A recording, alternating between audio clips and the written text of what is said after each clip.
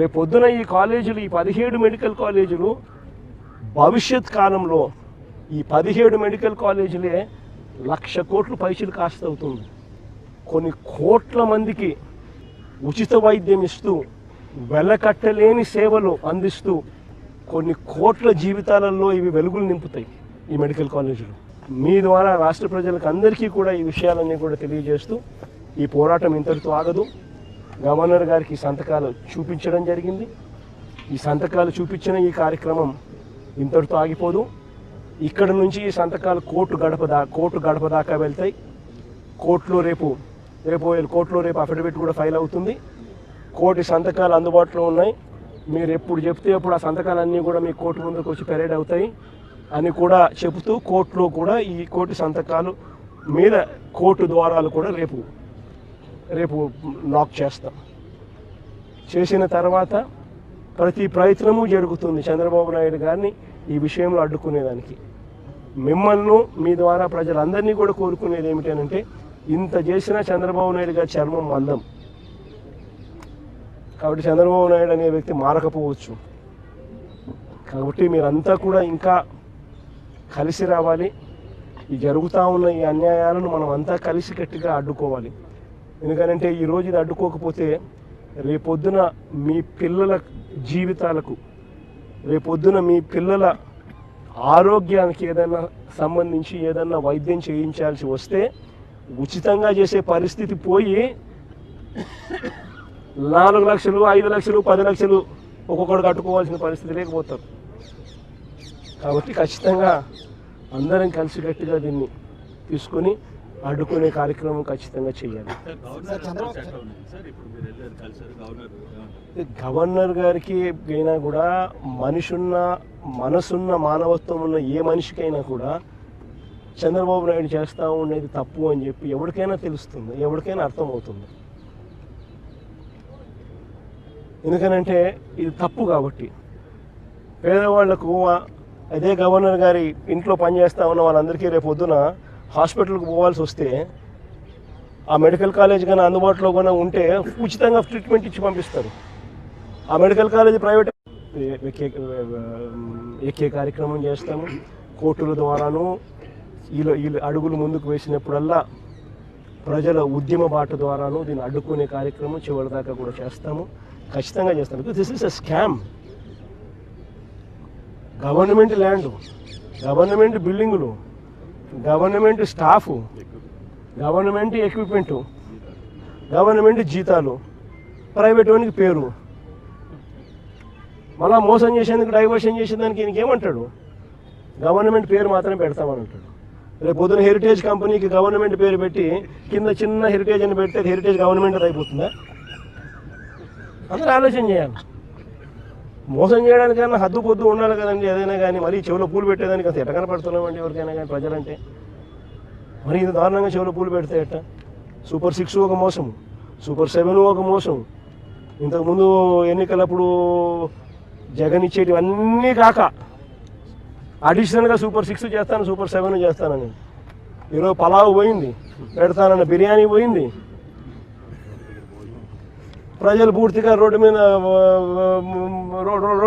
రోడ్డును పడిన పరిస్థితులు ఈరోజు కనిపిస్తూ ఉన్నాయి. అభికథ దేవుడు ఎరుగు. చదువుకుంటున్న పిల్లలకు ఫీజు రీయింబర్స్మెంట్ లేదు. ఈ డిసెంబర్ వస్తే 8 క్వార్టర్లు. విద్యా దీవెన లేదు, వసతి దీవెన లేదు. పిల్లలు చదువులు మానేస్తూ ఉన్నారు. జీఆర్ రేషియోస్ తగ్గినాయి.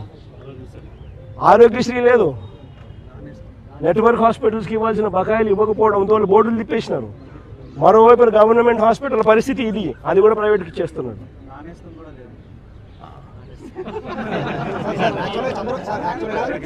చంద్రబాబు గారు మాట్లాడినారు సార్. 500 కోట్లతో రిషికొండ ప్యాలెస్ కట్టారు, దాంతో 2 మెడికల్ కాలేజ్ కట్టారు చంద్రబాబు గారు ఆరోపణ చేస్తారు.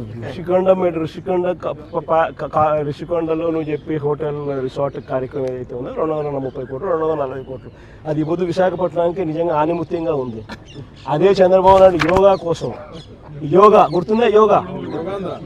యోగా అనేది గుర్తుందా? ఒక్కరోజు ప్రోగ్రామ్ యోగాకు ఖర్చు పెట్టిందంటే 330 కోట్లు. 330 కోట్లు, కనీసం నేనన్నా 240 కోట్లు పెట్టి బ్రహ్మాండమైన బిల్డింగ్ కట్టి విశాఖపట్నానికి తలమానికంగా ఉంది ఆ బిల్డింగ్. ఈ పొద్దు కూడా పోయినాను అనుకో, ఆ బిల్డింగ్లోకి ఎవరైనా పోయి చూస్తే విశాఖపట్నం అంతా పోయిన టూరిస్ట్ ప్లేస్ కింద అది కనపడుతుంది. అటు పెద్ద పెద్ద వాళ్ళందరూ దాంట్లో వచ్చి నేను ఇప్పుడు గవర్నర్ గారు పోయినారు అనుకో, లేదా మోడీ గారు వచ్చినారు అనుకో, లేకపోతే పుతిన్ వచ్చినాడు అనుకో, లేదా రష్యన్ ప్రెసిడెంట్ పుతిన్ వచ్చినాడు అనుకో, ఎక్కడ పెడతారు? బ్రహ్మాండమైన రాజభవనం లాంటి బిల్డింగ్ అది. 230 కోట్లతో మేము కట్టినందుకు మాన్యుమెంట్ అక్కడ తయారైంది. వేరే ఇక్కడ ఒకరోజు యోగా, ఒకరోజు 330 కోట్లు, 330 కోట్లు ఆవిరి. ఇక్కడ కూర్చొని మన గోదావరి జిల్లాలకు సంబంధించి, ఆంధ్రప్రదేశ్ నలుమూలల జిల్లాలకు సంబంధించి ఈ నీటి శుద్ధి చేసిన నీళ్ళు ఇవ్వాలన్న ఒక ఆలోచన ఈరోజు ఇంత బడ్జెట్ ఇచ్చింది. ఇది జేజేఎం జల్ జీవన్ మిషన్, దీనికి ఇన్ని వేల కోట్లు ఇచ్చారు. ఎందుకు లేట్ అయింది మీరు మాట్లాడితే మొన్న ఈ మధ్యన ప్రతిపక్షం లేని గత కాలపు ముఖ్యమంత్రి వారి పార్టీ వాళ్ళు మాట్లాడుతూ ఉంటారు. అంటే వాళ్ళకి ఈ సందర్భంగా వాటే తెలియజేయాలనుకుంటున్నా, మీరు అధికారంలో ఉన్నప్పుడు మీ బెదిరింపులకి మేము భయపడలేం. మీరు అధికారంలో ఉన్నప్పుడు మీరు చేసే దౌర్జన్యాలకి మేము భయపడలేం. అలాగే మిమ్మల్ని తగ్గించడం కూడా నాకు ఇష్టం లేదు. కానీ మీరు బాధ్యతగా మెలగకుండా ఒక్కొక్కరిని చంపేస్తాం, మళ్ళీ మేము వస్తాం అని మీరు పిఠాపురం లాంటి చోట కూడా మీరు చిన్న పిల్లల మధ్యలో కాస్ట్ ఫీలింగ్స్ పట్టుకొస్తే మిమ్మల్ని, మీ అధోగతికి నేను ఏం మాట్లాడను, మీ దిగజారుడుతనానికి నేను ఏం మాట్లాడను. ప్రకృతిని ప్రేమించేవాడు, తల్లిదండ్రులను గౌరవించేవాడు చేసే పనులా ఇవి? పిల్లలకి కులాలను పట్టుకొస్తామా, ఆపాదిస్తామా? వేరే దారులు లేవా మీకు పాలిటిక్స్ గురించి మాట్లాడడానికి? సిగ్గుందా ఒక్కొక్కరికి అలా చేసే వాళ్ళకి? మాకు నోరు లేదనుకుంటున్నారా? కూర్చొని మీరు కాంట్రాక్ట్లు వేస్తే కాంట్రాక్ట్లు వేసిన వాళ్ళందరినీ మేము బెదిరించేస్తాం, జైల్లో పెడతామంటే ఏమనుకుంటున్నారా మీరంతా? మేమేం మాటలా గుర్తుపెట్టుకోండి. అలా బెదిరించే సమూహం ఎవరైనా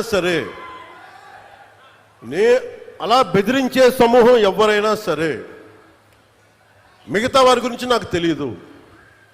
పవన్ కళ్యాణ్కి అధికారం ఉన్నా అధికారం లేకపోయినా పవన్ కళ్యాణ్ ఎప్పుడు పవన్ కళ్యాణ్ లాగే ఉంటాడు, భయపడ్డాం. చాలా ఇంట్లోంచి బయటకు వచ్చేటప్పుడు తిరిగి వెళ్తాం లేదు అని డిసైడ్ అయ్యే వస్తాం. అందువల్ల మీ ఆకు రౌడీలు కానీ, అలాగే చెప్తున్నా, ఏదైనా మాట్లాడితే అధికారులు కూడా భయపడుతున్నారు. ఎందుకు భయపడుతున్నారంటే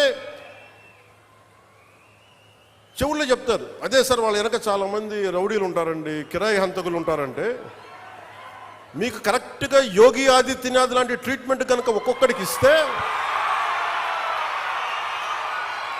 ఒక్కొక్కడికి రౌడీజం అంటే కాలు కీలు తీసి మడత పెట్టి కింద కూర్చోపెడితే, అప్పుడు కరెక్ట్గా చెప్తా, కరుడు గట్టిపోయిన జీవితకాలం ఒకే మన వాళ్ళతో ఏకీభవించవచ్చు, ఏకీభవించకపోవచ్చు.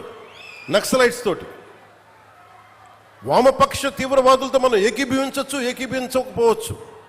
అలాంటి బలమైన ఆర్గనైజేషన్నే కకావికలం అయిపోయిన పరిస్థితుల్లో ఉంటే ప్రభుత్వం తలుచుకుంటే, అలాంటిది ఇన్ని లక్షల మంది పోలీసు ఉండి, ఇన్ని వందల మంది ఐపీఎస్లు ఉండి, 1000-2000 ఉన్న డిఎస్పీలు ఉండి, అలాంటి కిరాయి గ్యాంగుల్ని మెయింటైన్ చేసే వ్యక్తుల మీద 2 రోజులు 48 గంటలు మీ చుట్టుపక్కల ఎవరున్నారు, వాడి పేరేంటి అన్ని కనుక్కొని ఒక పొలిటికల్ నిర్ణయం తీసుకుంటే ఇక మళ్ళీ ఎప్పుడు ఇలాంటి మాటలు రారు. మీరు అక్కడి దాకా తీసుకెళ్ళకండి.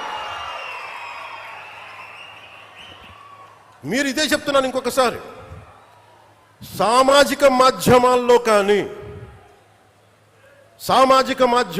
కానీ విదేశాల్లో కూర్చొని వాగే వాళ్ళతో సహా ఇక్కడ కూర్చొని భవిష్యత్తులో మేము వస్తాం, వచ్చి మేమేం చేస్తామంటే, వచ్చినప్పుడే మీరేం పీకలేదు, మరి ఏం మాట్లాడతారు? ఇప్పుడు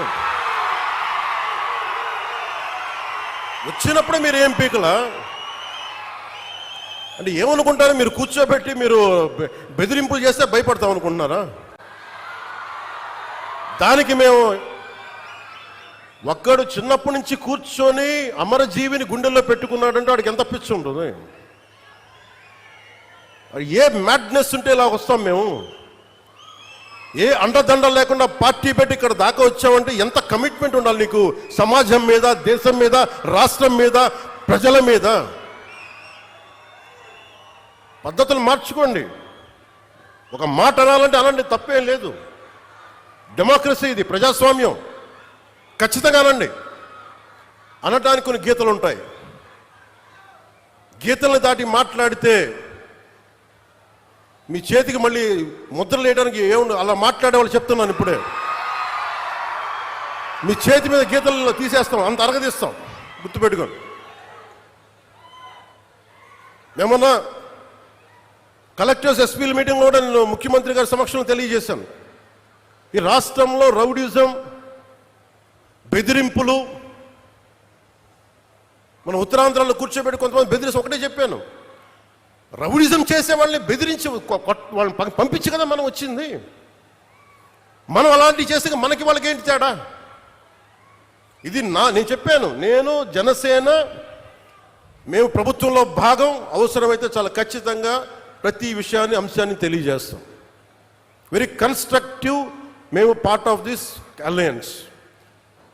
అందుకని దీన్ని ప్రతి ఒక్కళ్ళు దృష్టిలో పెట్టుకోండి. అలాగే మీరు వైసీపీ వారికి కూడా చెప్తున్నా, నాకు మీరంటే గౌరవం. బొత్స గారు లాంటి నాయకులు ఉన్నారు. మా పార్టీలోకి సామినేని ఉదయ్ భాను గారు లాంటి నాయకులు వచ్చారు. శ్రీనివాసులు గారు లాంటి నాయకులు వచ్చారు ఒంగోలు నుంచి. బాలినేని శ్రీనివాసులు లాంటి గారు. అప్పుడు వాళ్ళు బ్యాలెన్స్డ్గా ఉన్నారు, ఇప్పుడు బ్యాలెన్స్డ్గా ఉన్నారు. కానీ మీరు కూర్చొని పాత పద్ధతిలోనే మళ్ళీ మేము ఇష్టారాజ్యానంగా చెడతామంటే నేను విసిగిపోయానబ్బా. ఒక జీవితం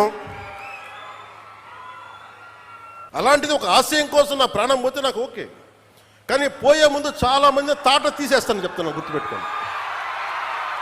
ఒళ్ళుపై తెలియకుండా, బాధ్యత లేకుండా, అడ్డగోలుగా మేము చేసేస్తాం ఏదైనా. మొత్తం తీసి రోమం తీసి కింద కూర్చోబెడతాం, గుర్తుపెట్టుకోండి. మిమ్మల్ని మీ చేత చప్పట్లు కొట్టించుకోవడానికో అరుపులుగా నేను చెప్పట్లేదు. ఇది వేదంతో చెప్తున్నాను. ఇది వేదనతో, బాధతో. ఒక్కళ్ళు మాట్లాడలా. మనకి రాష్ట్ర విభజనప్పుడు ఒక్క ఎంపీ కూడా మాట్లాడలా. రాష్ట్ర విభజన జరిగితే మాకు వచ్చే నష్టం ఏంటి మాట్లాడలా. జరగకూడదు నేను ఒక్కడెళ్ళి కూర్చొని ఎంపీల్లో మాకు ఈ నష్టం వస్తుంది మాట్లాడడానికి భయం. కొడతారో లేదు, వ్యాపారాలు పోతాయేమోనని. అంత దరిద్రపు గొట్టు బతుకులు ఎందుకు మనకి? ధైర్యం లేని సమాజం ఎందుకు? ధైర్యం లేని నాయకులు ఎందుకు? సిగ్గుండాలి కదా మనకి. అరే ఒకడు కూర్చోబెట్టి 56 రోజులు మొత్తం కడుపు కాలి ఏడుస్తాం. అతనికి కడుపు మంటకి భరించలేక బంకబట్టి గుడ్డ కట్టుకొని, బట్ట కట్టుకొని, కానీ కడుపు నిండా పెట్టుకొని ఏడిస్తే అతని ప్రాణత్యాగం మీదకు వచ్చింది. అలాంటి రాష్ట్రానికి అన్యాయం జరుగుతుంటే ఒక్కడు మాట్లాడేంటి? నాయకులు చేసిన తప్పులకి ప్రజలను ఎలా శిక్షిస్తారు? ఆ కోపం ఎవరికి ఉండద్దా? మనలో మనం కొట్టేసుకుందామా కులాల కింద? అమరజీవి జలధార వస్తే ఒక కులానికి వస్తాయి ఆ నీళ్లు. ఈ వేదిక పైన అంతా ఒక కులమా? పనిచేసే వాళ్ళంతా ఒక కులమా? ఏం మాట్లాడతారు ఒక్కొక్కళ్ళు?